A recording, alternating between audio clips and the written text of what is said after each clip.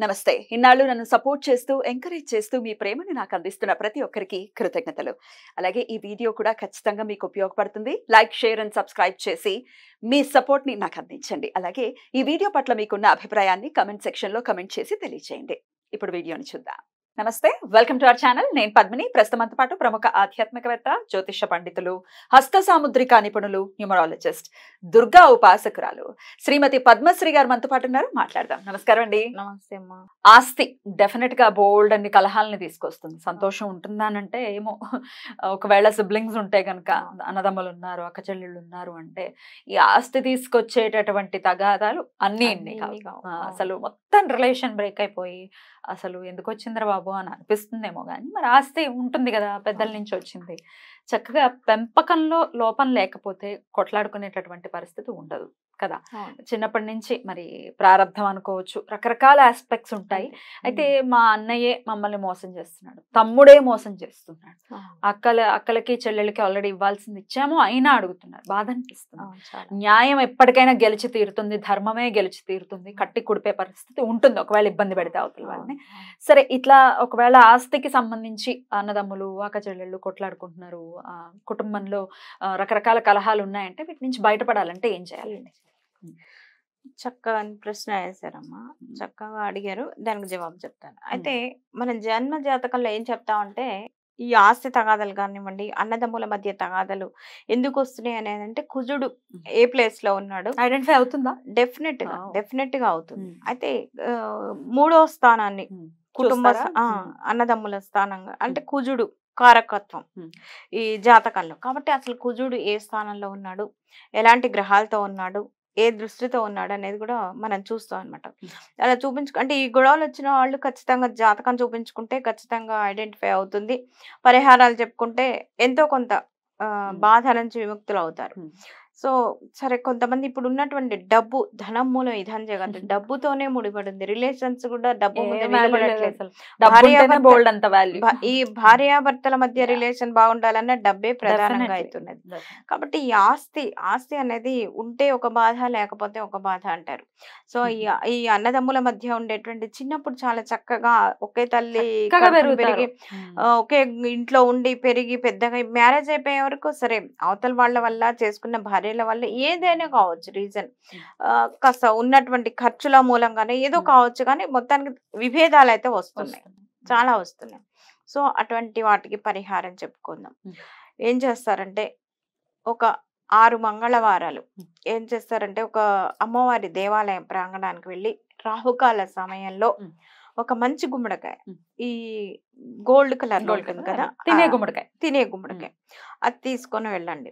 వెళ్ళేసి అక్కడే దేవాలయం ముందే పాలగొట్టండి. ఇంట్లో పాలగొట్టి తీసుకెళ్ళకూడదు. అది తీసుకెళ్ళి రాహుకాల సమయంలో పెద్ద, అంటే మనం వీటికి వేస్తుంటే పెద్ద ఒత్తి ఉంటుందమ్మా, మన అఖండ దీపాలకు వేసే ఒత్తి ఉంటుంది కదా, అది తీసుకొని వెళ్ళి గుమ్మడికాయ పాలగొట్టి చక్కగా అందులో ఉన్నటువంటి గుజ్జు, ఆ గింజలన్నీ కూడా తీసి పడేసి అక్కడ ఉన్నటువంటి ఆ దేవాలయ ప్రాంగణం ముందు చక్కగా అలికి పద్మ ముగ్గులు లాంటి ఏదైనా సరే ముగ్గులు అందంగా అలంకరించి దాని మీద 2 కూడా కొట్టినటువంటి గుమ్మడికాయ డొప్పలు అనేది పెట్టేసి చక్కగా నిండుగా నువ్వుల నూనె పోసి ఆ ఒత్తులు వేసి దీపం వెలిగించండి.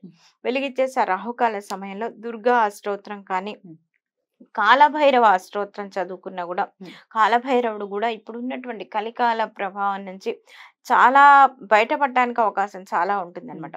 కాబట్టి కాలభైరవ అష్టోత్తరం చదువుకున్నా సరే చాలా అద్భుతంగా పనిచేస్తుందండి. కాలానికి అధిపతి, కాలానికి మంచి కాలమే మనకి నడవాలి అంటే కాలభైరవ ఆరాధన, అలాగే దుర్గా అమ్మవారి ఆరాధన. దుర్గామాతని ఆరాధించినా కూడా సకల సృష్టి కూడా ఆమె ఇది చేయగలుగుతుంది.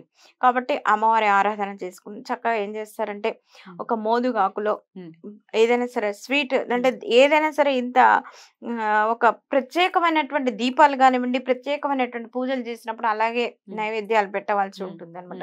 అందులో ఈ గుమ్మడికాయ పరిహారానికి తప్పకుండా పెట్టాలి, నైవేద్యం పెట్టాలి. దీపానికేనా అండి, అమ్మవారికా? అదే, ఇప్పుడు దీపంలోనికి మన అమ్మవారిని ఆహ్వానిస్తాం, అంతే. కాబట్టి ఆ చక్కగా ఆకుల మోదుగాకులో ఏదైనా సరే తీపి నివేదన చేసి చక్కగా నైవేద్యం పెట్టండి. ఏది రాహుకాల సమయంలో.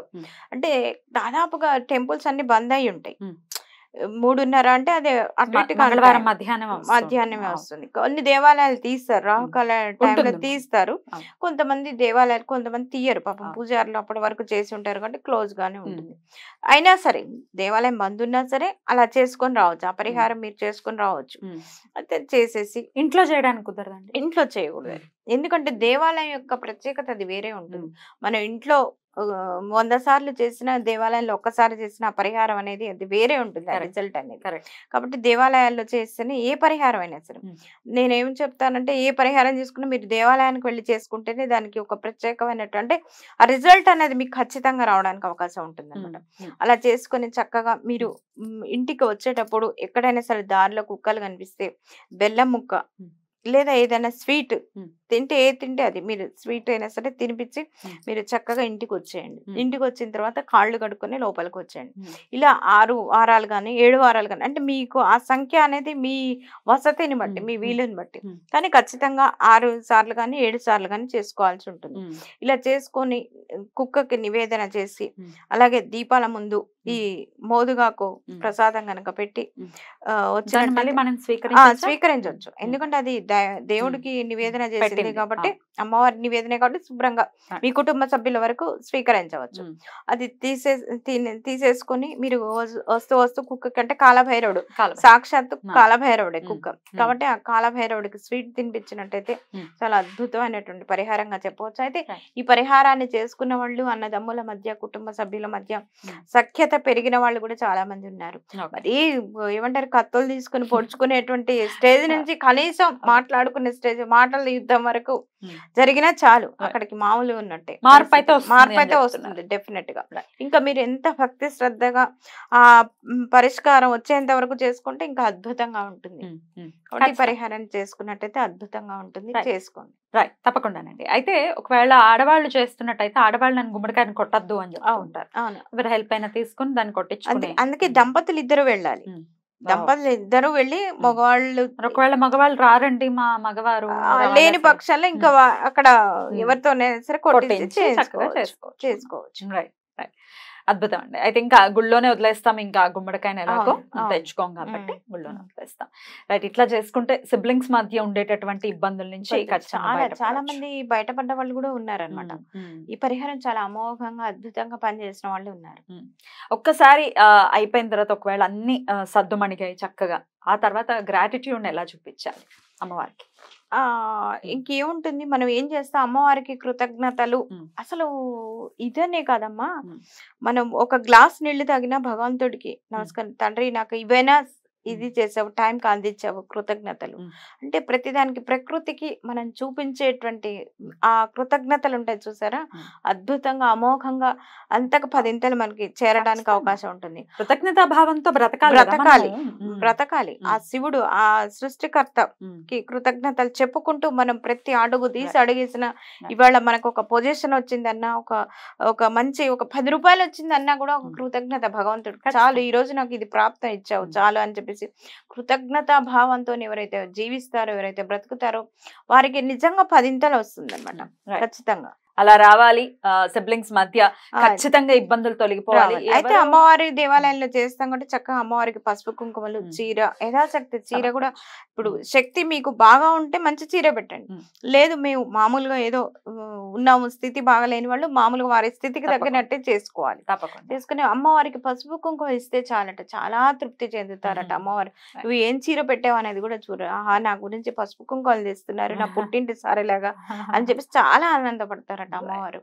ఆనందపడాలి మనం కూడా. ఆవిడ ఆశీర్వాదం ఖచ్చితంగా ఆవిడ కృపకి మనం ఖచ్చితంగా పాత్రలు అవ్వాలని మనస్ఫూర్తిగా కోరుకుంటూ చక్కగా వివరించారండి. కృతజ్ఞతలు. నమస్తే.